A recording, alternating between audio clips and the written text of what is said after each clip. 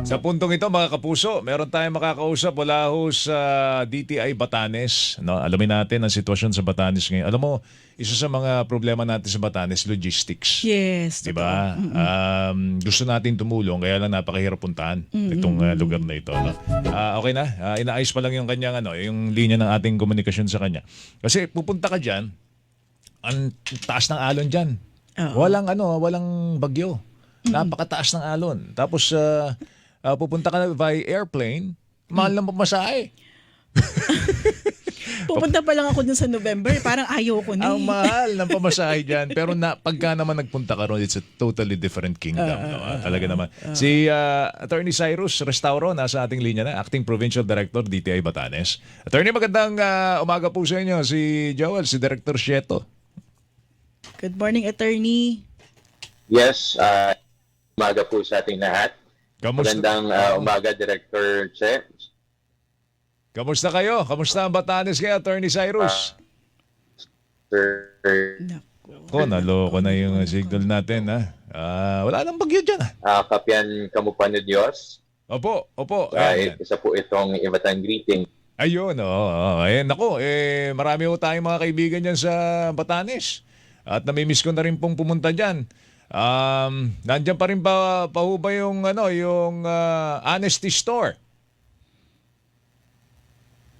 Ano ba nangyari sa signal natin? May problema yata. Isin natin. Medyo malayo kasi ang Batanes. Si Attorney Sai actually ay CPD Chief or Consumer Protection Division Chief ng buong Region 2. Okay. Oo, so pero siya acting director ngayon kaka-assign lang niya ngayon sa Batanes. Dahil mukhang kinakailangan tutukan ng Batanes ngayon. So pwede rin siya tanungin about nangyari sa Cagayan yan, at saka sa Sige. iba pang bahagi ng Region 2. Ayusin lang natin. Miss kita siguro telepono. Oo. Nakita na natin yung gandang lalaki ni attorney. Ayos na sa telepono. Para malinaw naman yun. Yung communication line natin. Papunta pa lang sa Batanes, alam mo, one way. Parang nasa 15 yata. 15,000. 15,000, Actually, mahal nga daw. Mahal. Oo. Siyempre, hindi ka naman one way lang doon. Doon ka na ba titira? Hindi na, di ba? Babalik ka pa siyempre. Babalik ka pa. So, magkano yung times 2? Oo. Tapos yung magkano ba yung mga donut dito na nabibili mo ng mga 100 ba ganyan? Doon medyo mahal. Doon, parang times 2 na. Alam mo ang mura doon, yung isda nila. Yung flying fish kung tawagin. Kasi yun, very endemic sa area ng Bataan. Okay na. Ayusin lang natin. Kasi isa po sa mga hardly hit ng bagyong Hulyan. Hulyan Hulyan pa. Leon. Tapos ito, Marcy Marcy. naman. Diyos ko, 3 na. Panginoon ko naman. Kamusta na kaya Batanes ngayon? Attorney! Okay na. Yeah. Attorney Sai? Dilagay lang natin sa linya ng telepono. Ayan. Kasi medyo palpak yung ating Viber doon. Hindi maganda signal ng Viber natin dyan sa area ng Batanes. Attorney, okay ka na? Yes po, Yun, magandang umaga po. Oo. Hindi namin nakuha yung bati mo sa Ibatan. Sige po, ulitin ko lang po. Magandang umaga po sa ating lahat. Kapian Kamupan ni Diyos. Isa po itong Ivatan Greeting na ang ibig sabihin ay pagpalain po tayo lahat ng Diyos. So, magandang umaga po. Oo. Isa sa mga nasira daw dyan yung historic church ng Batanes. Kamusta ba Batanes ngayon, Attorney Cyrus? Yes, and so far as Batanes is concerned po, thriving naman po tayo sa probinsya. Very resilient po ang ating mga Ivatan people and talagang makikita natin yung collaboration among agencies and yung mga community sa Batanes para makabangon muli dahil sa epekto ng mga nakaraang bagyong dumaan. Oo, actually sinasabi nila kung meron mang lahi sa Pilipinas na sanay sa bagyo, Batanes yun. Kaya lang recently nakausap namin yung gobernador dyan at binabanggit niya na the first time na naranasan namin yung hagupit ng isang bagyo doon sa bagyong Hulyan. Talagang grabe daw yun. Talagang binabaran sila Sobrang sinira ang Batanes. Paano ba bumabangon ngayon? Kasi halos 3 bagyo. Hulyan, Leon, tapos Marce. Attorney Cyrus. Yes po. Actually po, challenging po talaga especially sa island province of Batanes yung epekto, yung cumulative effect ng mga nakaraang bagyo dahil nga doon sa logistical challenges na meron tayo sa isla. So kapag nagbibigay ng mga relief sa probinsya, talagang kakailanganin natin ng mobility from the different offices para lang maihatid natin yung mga tulong sa Batanes. But ang kagandahan naman po ay naihahatid pa rin naman natin despite the challenges, nakapagbibigay pa rin naman yung ating mga government offices ng mga nararapat na tulong doon sa probinsya kahit na meron po tayong mga yun nga, may mga challenges tayo along the way. Yung mga BNPCs natin yung mga basic necessities and prime commodities, hindi pa naman tayo kapos dyan. Nare-replenish pa naman. At sa Batanes po, meron po kasi po tayong tatlong isla, Batan, Sabtang, saka Itbayat. Ang pinaka-main island po natin sa Batanes ay yung Batan Island na kung saan sapat naman po yung ating mga basic necessities and prime commodities. Sa katunayan po ay may nakatawid po na barko recently, no, after typhoons Julian and Christine. May nakatawid po na barko at nakapaghatid po ng replenishment sa ating basic necessities and prime commodities. Although meron tayong na-note na kakulangan doon sa ating mga gatas, no, especially sa mga infant milk na talaga namang kakailanganin ng ating mga bata sa Batanes. And although sufficient po generally yung basic necessities and prime commodities natin sa Batan Island, medyo nagkakaproblema po tayo doon sa transportation naman doon sa other islands natin. Kasi ang pinakabagsakan po ng mga produkto galing sa mainland ay sa Batan Island po. Dahil sunod-sunod po yung bagyo, ang dami pong gale warnings na naranasan ng Batanes, hirap po tayong itawid yung mga basic necessities and prime commodities mula Batan Island to Sabtang at saka Itbayat. Kaya po meron tayong nakikita na mga shortages sa ilang mga basic necessities and prime commodities sa dalawang isla na nabanggit. Mhm. Pero di ba may runway tayo dyan, doon sa isang isla dyan, from the main island, meron ding parang airport. Hindi ba nahatira ng tulong sa pamamagitan ng eroplano yung lugar na yon? Yes sir, meron din tayong port doon sa isla ng Itbayat. Actually, if merong mga relief na ipapadala po doon sa isla ng Itbayat ay humingi ng tulong sa ating mga uniform personnel para may atid via air yung ating yung mga produkto. And hindi rin kasi advisable na by land kasi nga kaliwat kanan yung mga gale warnings na inilalabas at hindi ligtas na bumiyahe, especially kung maliliit na bangka ang gagamitin. Director siya. Oo. So, Attorney Sai, nabanggit mo yung sa logistical concerns nga natin dyan. And si Yusek Jing is saying na sana daw maturing na tayo pumunta sa Batanes para makita talaga natin first hand. And nag-present pala ang DTI Batanes kay Yusek Jing nung logistical study nila. And they were really impressed dun sa pinakita ng DTI Batanes. So, sana nga maano natin yan, ma-address natin yung concerns on logistics. Yes, Director Che, tama po kayo. Actually, dahil sa kakaibang challenge na meron tayo sa probinsya, ay meron tayong gustong gawin na commodity flow study para mapakita natin kung paano ba o ano-ano ba yung mga hadlang sa ating pagdadala ng mga commodities sa isla at paano natin gagawing stable po yung mga presyo ng mga bilihin sa isla. Mahal ba ngayon? Nagmamahal ngayon, Attorney Sai? Nagmamahal ngayon ang presyo ng pagkain dyan? Sir, relatively stable po siya at the level of Batanes. Pero if comparing it with prices sa mainland, talagang hindi po tayo makaka-compete considering nga na mahal po yung presyo ng mahal yung transportation cost at idinadagdag ito sa presyo ng mga bilihin sa Batanes. Kaya nga po, gusto nating aralin ng masusian itong yung flow of commodities from and into Batanes para baka sakaling makakita tayo ng solusyon at mas maging competitive yung pricing natin, hindi masyadong nalalayo dito sa prices sa atin sa mainland. Mm. Opo. So Attorney Sai, ano ba yung mga parang linkages natin sa iba't ibang government agencies, no, para ma-ensure, or even sa ating mga private sector, para ma-ensure yung supply naman ng ating mga basic necessities and prime commodities dyan sa Batanes? Yes po. In coordination po tayo always dun sa ating mga national government agencies, especially one of our staunch partners po ay ang Department of Agriculture, na siyang katuwang natin sa iba't ibang mga interventions in the province. Sila po yung in charge doon sa food security, especially sa mga agricultural and raw products natin sa Batanes. And as our counterpart sa DTI, we assist yung ating mga MSMEs, yung mga farmers, to process their raw products para maging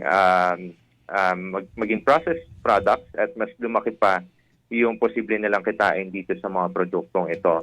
And aside from the DA, we also partner with the different LGUs to identify sino ba yung mga potent MSMEs na merong malaking potential, no, na lumago at maging pride of Batanes in the future. And yung sa coordination natin sa LGUs, we make sure to it na ina-identify po nila yung mga priority industries nila, no, kasi ito po yung magiging sandigan natin in doing our interventions dito sa DTI. And we also collaborate with, especially ngayong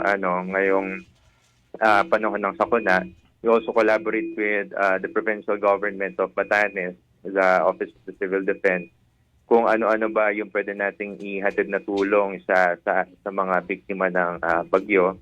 And isa po sa mga aasahan po ng ating mga kababayan sa Batanes ay yung pamimigay natin ng mga livelihood kits sa mga MSMEs affected by the recent calamities na na-experience natin. Okay. So itong livelihood kits po, layunin nito na mapabangon yung mga MSMEs na apektado at makapagbigay ng panibagong simula para sa kanila. Okay, sige. Si Attorney Sai Restauro po ang ating nakakasama, mga kapuso, ang Provincial Director, Acting Provincial Director ng DTI Batanes. Siya rin po ay tagapamahala sa Region 2, no?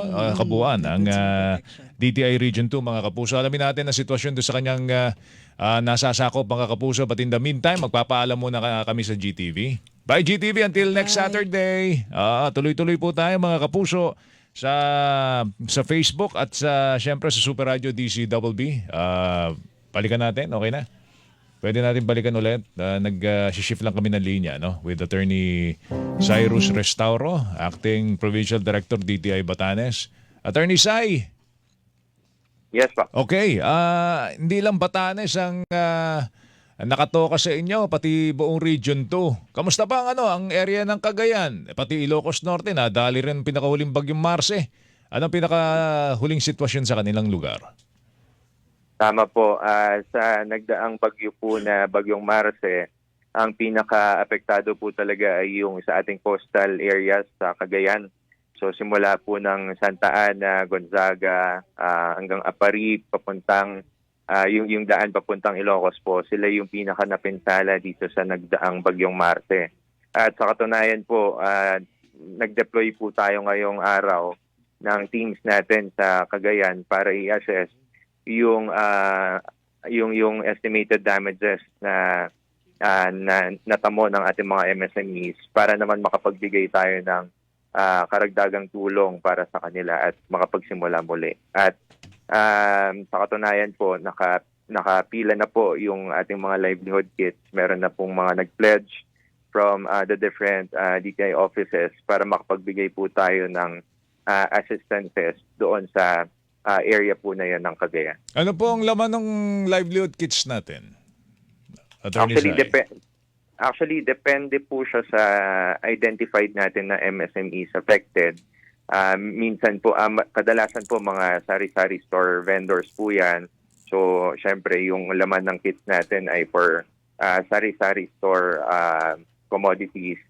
Kung ang affected po ay mga yung mga tawag dito, yung mga naggumagawa ng mga furniture, syempre yung mga kagamitan for furnitures yung ibibigay natin. So depende po sa mapoprofile natin na most affected MSMEs at yung magiging priority natin for this particular batch of assistance. Ano to, gamit lang ba ito? Produkto? May kasama bang ano to? Parang pwedeng mangutang yung ating mga kababayan na naapektuhan at gustong makabawit, mangutang ng puhunan uli. Actually, halo-halo po, no? Halo-halo po yung binibigay natin. It's either ito po ay isang capital or pwede pong ito ay ordinary asset. Ibig sabihin, pwedeng ito na rin yung magiging paunang benta, no? Pambenta ng ating mga MSME. So pwedeng gamit, pwedeng pambenta yung lalamanin netong ating mga livelihood kits. At dahil po nabanggit ko na rin yung mga pautang, sir, meron din po tayong mga programa, no, under our Small Business Corporation na kung saan nagbibigay tayo ng mga financing interventions doon sa ating mga affected MSMEs. So meron tayo yung kasalukuyan, yung emergency relief program natin na kung saan yung mga affected na MSMEs sa mga lugar na under state of calamity, pwede po sila mag-avail ng loans, no, na walang collateral, minimal interest sa mga taon na pagbayad, and maximum of 3 years yung pwede nilang ma-avail na payment terms. So very flexible po at very relaxed yung rules natin pagdating dito sa financing intervention na to. Hopefully ma-avail ng ating mga MSMEs para magkaroon sila ng additional capital to work on. And they can do it online, tama ba? Yes, pwede pong online. Pwede rin po silang lumapit sa nearest na negosyo centers natin at sa DTI provincial offices na malapit po sa kanila. And sa katunayan po, ang mga negosyo centers naman po natin, sila po ay nagkalat sa iba't ibang mga municipalities and cities all over the Philippines. So chances are meron na pong pinakamalapit doon sa lugar ng kung sino man yung gustong mag-apply. Director siya. Oo. Sir Attorney Saino, nakita ko dun sa mga ibang reports no talagang ang damage is yung sa mga halimbawa sa bahay na wala ng bubong, no, o kaya nagiba, no, yung construction materials. I understand meron kayong mga efforts tungkol dito sa construction materials na parang pinag-aaralan ninyo. Baka pwede niyong maibahagi sa atin. Ano ba yung inyong efforts diyan? Oo, no, isa sa mga pangunahing pangangailangan. Oo, so Construction kaso material, hindi yan no? kasama sa price Yun freeze. nga eh, Oo, yun nga so May baka- endeavor ba ang DTI Region 2 dyan?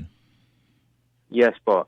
Pagdating po dito sa construction materials, sa kabuuan po ng Region 2, isinasama na po natin siya sa monitoring. Although hindi nga siya kasama dun sa price freeze na nabanggit ni Director Sir kanina. Bakit natin isinasama sa monitoring? Pero kasi just in case po magkaroon ng problema, magkaroon ng calamities na ganito, pwede nating maging basis yon in determining kung reasonable pa rin ba yung pricing ng ating construction materials and at the same time, yung supply. Although hindi mag-a-apply na yung price act natin, in particular yung price freeze, pwede kasi nating i-apply yung unfair and conscionable sales acts and practices under the Consumer Act of the Philippines. So kung meron tayong benchmark pricing during ordinary times, pag nakita natin na biglang nagtaas ng presyo during calamities or emergencies na wala namang justifiable reason, that can be a possible violation of unfair and unconscionable sales acts and practices. Kasi kumbaga, tinitake advantage na nung seller yung pagbenta, tinitake advantage ng seller yung general condition, which is yung katatapos ng calamity. At ito'y ginamit niya para itaas yung kanyang pagpepresyo dahil itong mga consumers naman natin, wala silang choice kundi mag-rebuild ng kanilang mga bahay. So, kailangan nilang bumili ng mga supply, kailangan nilang bumili ng construction materials. Kahit pa mahal yung produkto, wala naman silang choice. So, Kaya isinsama po natin yung construction materials sa monitoring natin dito sa Region 2. And in particular na rin po, gusto ko rin ibahagi yung konteksto ng Batanes. Isa rin po ito sa mga priorities natin, yung construction materials.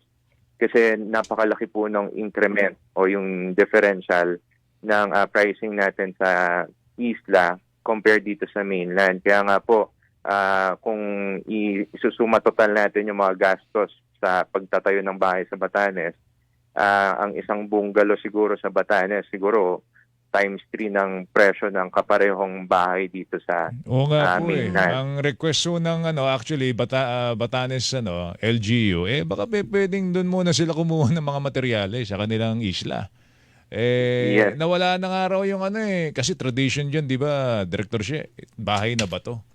Mismo yung bato pinagbawalan silang kunin doon sa kanilang lugar. So nag-i-import sila ng pagkamahal-mahal na materyales because of logistics. Ewan ko, Yes, di ba, pinayagan naman ng DNR yun in the meantime. Tama, Attorney Sai, no? Hindi lang po ako aware no kung meron pong sanction ng DNR. Pero ang alam lang po natin sa ngayon ay protected landscape po kasi ang kabuuan ng Batanes. Kaya nililimit o nire-restrict yung mga paggamit ng resources sa hindi tamang pamamaraan. So, kaya nga po netong nagdaang bagyo, nag-request ang ating provincial government sa mga tutulong sa isla na makapagdala ng construction materials na lang para makatulong doon sa mga kailangan magtayo ng kanilang mga bahay o mag-repair ng kanilang mga nasirang parte ng kanilang mga bahay. Mhm. Okay, ito lang, baka hindi nyo pa alam, may bagong bagyo na naman. Hindi ko alam kung saan na naman to dadaan. Pa-flash report lang po namin kanina sa Pag-asa.